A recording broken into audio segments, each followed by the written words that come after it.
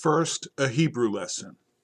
The fourth word of this week's Parasha provides us with yet another example of how it's impossible to truly understand the Torah without at least a rudimentary knowledge of Hebrew. God says to Abram, Lech Lecha. But what does Lech Lecha mean? The Lech part is pretty simple. It's an imperative, a command, meaning go. But the Lecha part is not so clear. It can mean to yourself or for yourself, or it could just be poetic alliteration. Rashi understands it as meaning for yourself and amplifies it, letovatcha ulahanaatcha, for your good and for your benefit. In other words, Rashi is telling us that God is promising Abram that the result of his journey will be beneficial to him. In the Midrashic tradition, Abraham, at this point still known as Abram, undergoes 10 trials. The last, of course, is the Akedah, the binding of Isaac.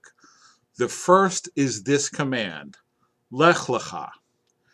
But wait, the Sfas Emes, a Hasidic commentator who lived about 100 years ago, says, how can it be a trial if Abram knows that God has already promised him that it will be for his own benefit?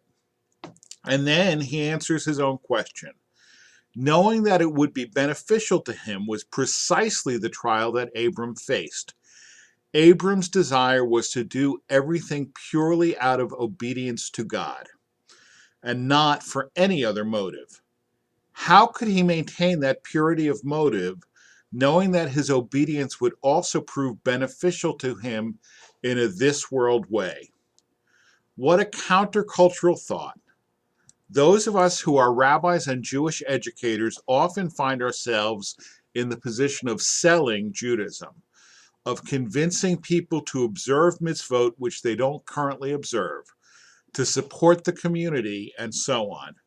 We generally try to convince people that they will benefit personally in some way. People need a day of rest.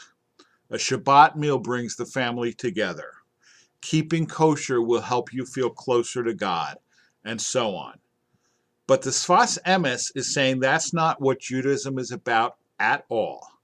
Our only desire should be obedience to God. Any other motivation simply gets in the way.